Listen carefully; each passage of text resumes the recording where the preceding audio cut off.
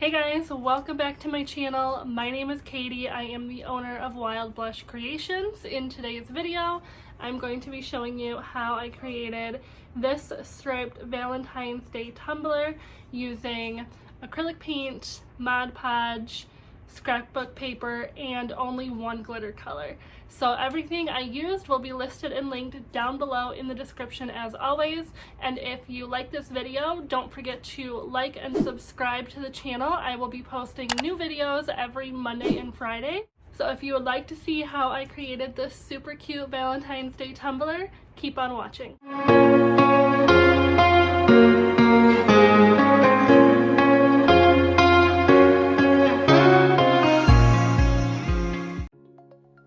Okay, so starting out with a fully prepped and sanded cup that I spray painted with Rustoleum 2x flat white, I am taking 1.5 inch painter's tape, and this is what we are going to use to create our stripes.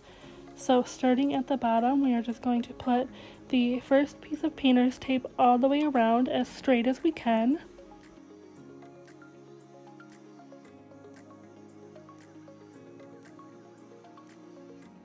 And I realized halfway through putting on my second row of tape that I would be doing the glitter stripes first instead of the scrapbook paper, so you will see me take off that bottom strip of tape because that will be where we start our glitter.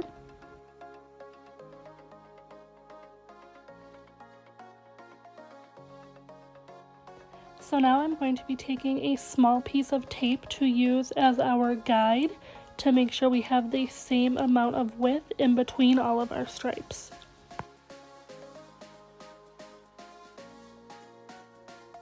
And then I'm just going to continue placing tape all the way up our tumbler to create even stripes using that guide piece in between each row.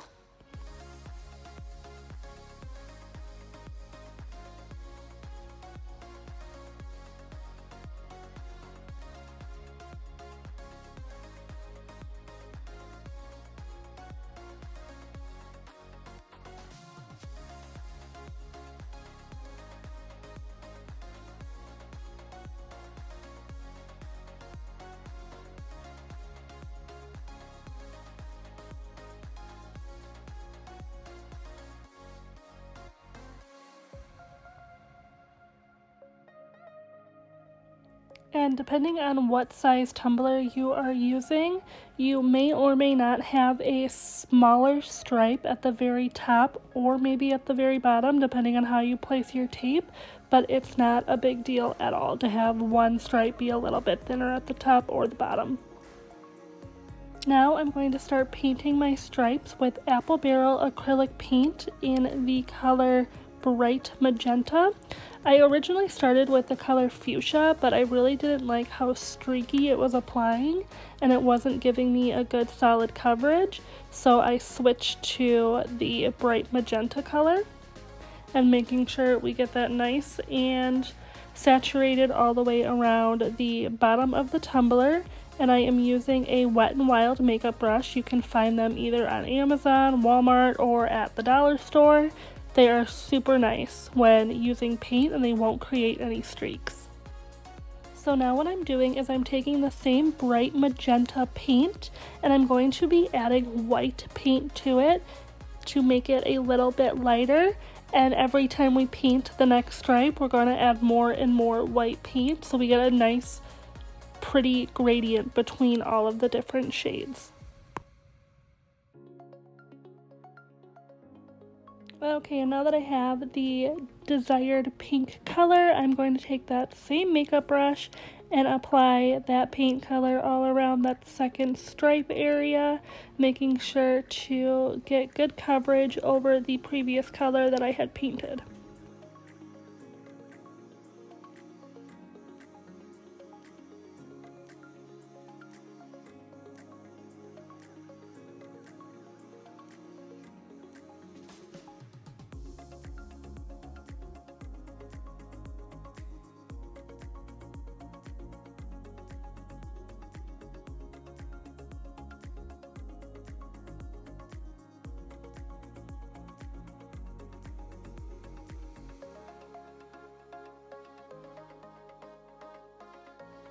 And for the last stripe, I'm just adding even more white paint to the previous color we just used to get a really super pretty pale pink.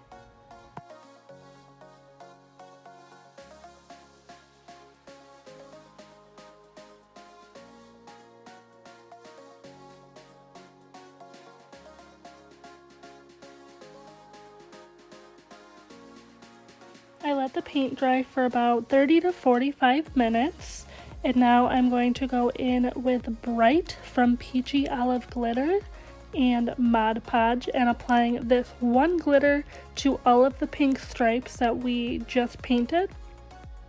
And this is going to still make it super glittery and pretty, and you're still going to be able to see the pink colors that we painted underneath as our base.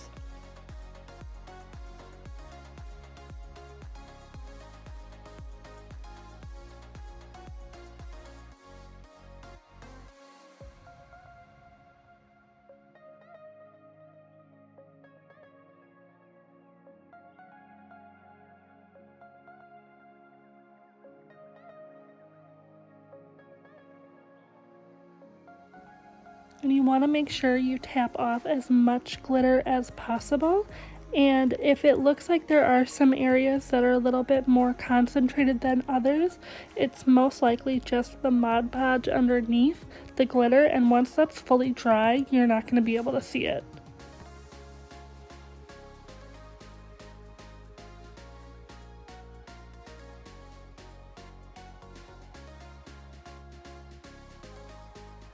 Now I'm just repeating that same process, applying the Mod Podge and the glitter, tapping off the excess on all of our pink stripes.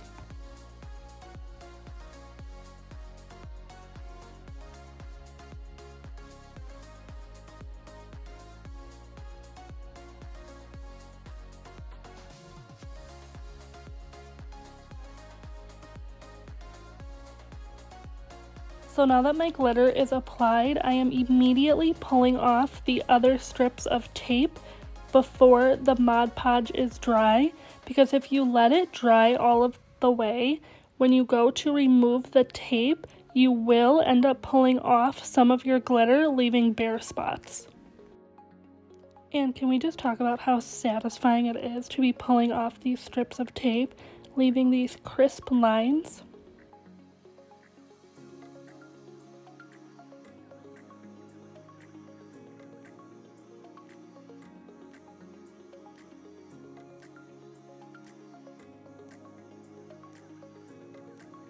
And now I'm going to let the glue and the glitter dry overnight.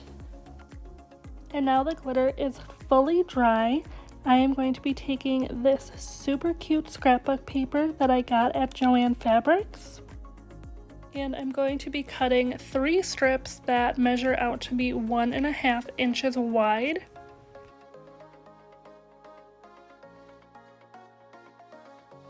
And double checking to make sure it's going to fit in those empty spots.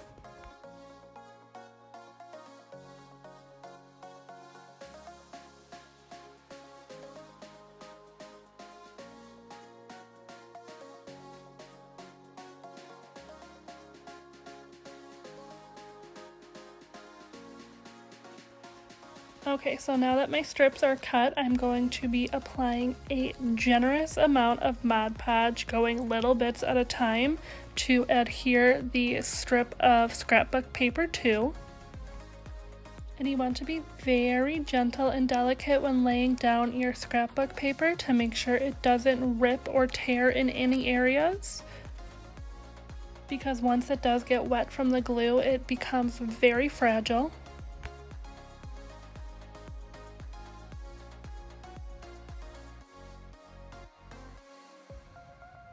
And it's a lot easier to work in small sections with the Mod Podge. That way it's not going to dry super fast on you, and you can smooth out the scrap paper as much as you can without really getting any air bubbles.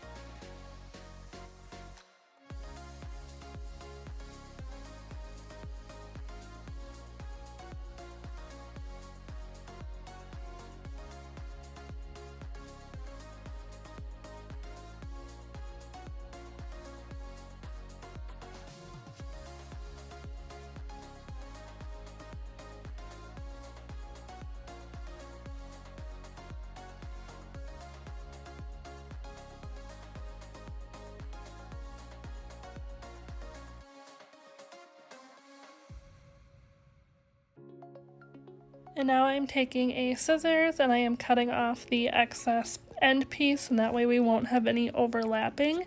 You can use a scissors or a really sharp craft knife. The first one I did, I used my scissors, and then I think for the rest of them I went back in with my craft knife.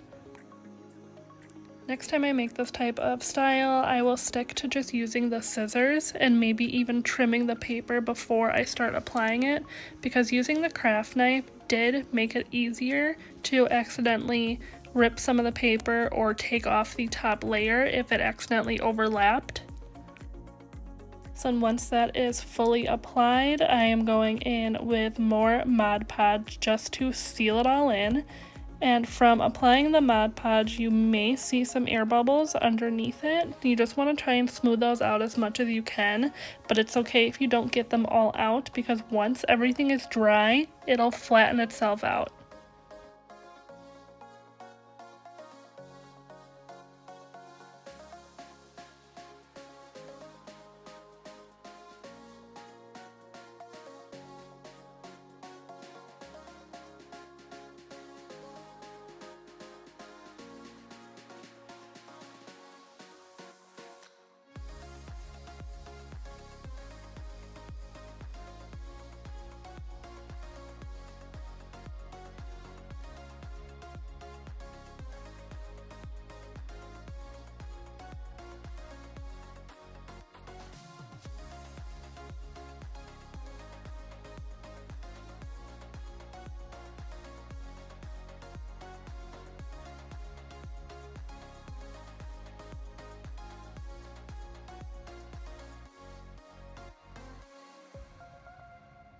And once I get all of the paper and Mod Podge applied, I let it dry overnight to make sure it was fully dry. Now that the Mod Podge is fully dry, I'm going to use Quick Coat from Counterculture DIY, and it is a polyurethane sealer that is non-yellowing, so I'm going to be using that to seal in the scrapbook paper even more, because you really want it to be sealed like 110%, because if you put epoxy over the paper and it's not sealed that well, you're going to get spots from the epoxy hitting the paper and it's going to look wet. So to make sure that doesn't happen, you just really want to make sure it is sealed as much as you can.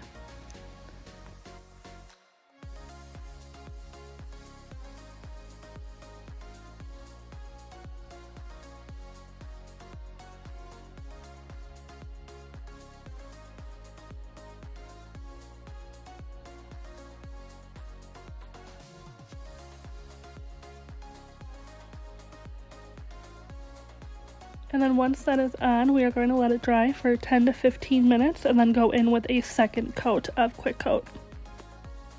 And now that the Quick Coat sealer is dry, I'm going to use Counterculture DIY medium viscosity epoxy and applying that all over the tumbler. And I'm going to be doing 2 coats, letting it dry about 6 to 8 hours in between coats.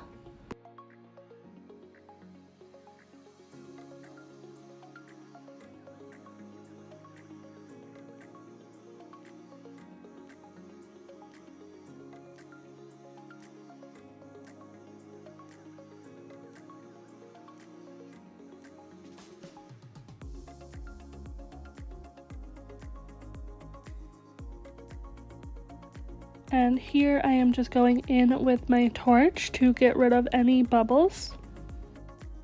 And once our 2 epoxy layers are fully dry to the touch, I am going to start sanding and cleaning up the tumbler.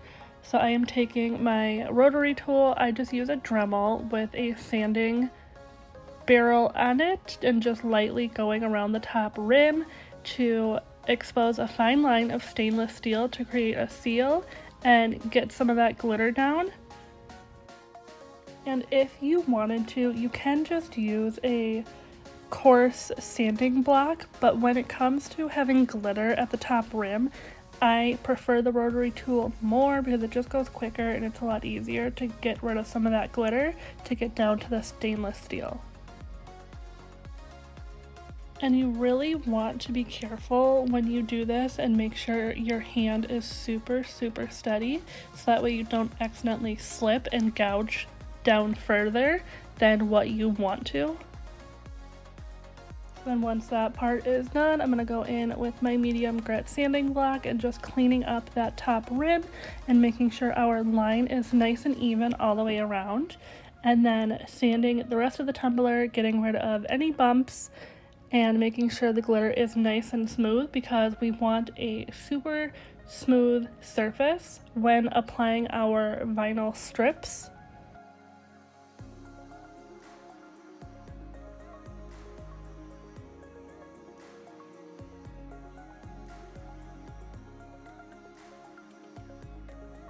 Okay, so now to go in and place our vinyl stripes. For the bigger pink stripes, I used a pink metallic adhesive foil vinyl from Cricut, and I cut these out with my Cricut, and I sized them to 0.03 width to 11 height. And then for the lighter pink strips that you will see in a little bit, I sized them to 0.01 width, which I believe is the thinnest you can possibly go, to 11 height as well.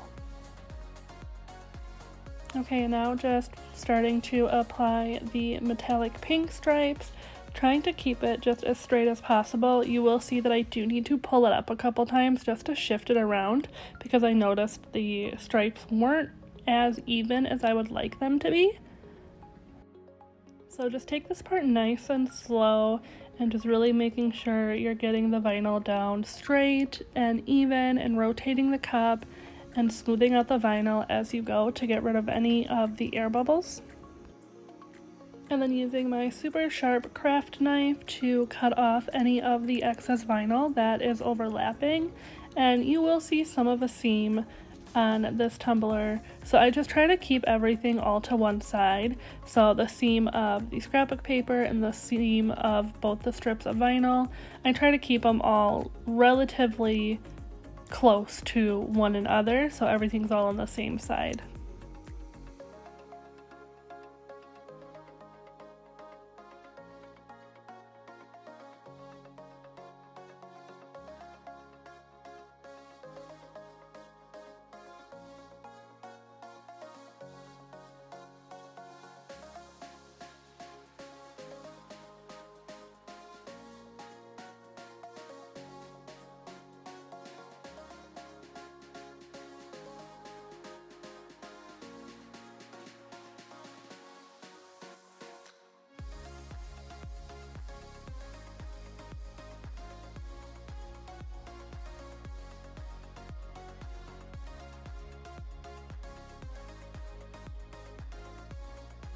Okay, right away after we get our metallic stripes down, I'm going to be applying my light pastel pink stripes, and this is an Oracle vinyl. I don't know the exact shade name of it, but I will have it listed down below in the description box. And again, I had this cut on my Cricut to size at 0.01 width to 11 height. And I'm just trying to get as close to the center of the pink metallic vinyl as possible.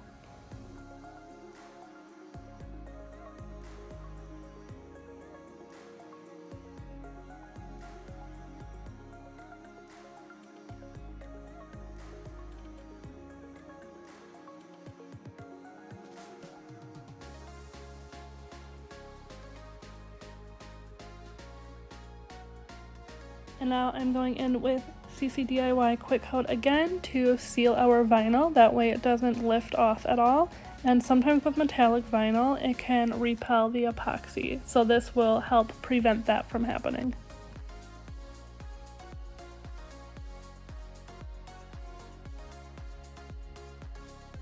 And I'm going to let this dry until it is completely dry to touch, and then we can go in with our final layers of epoxy.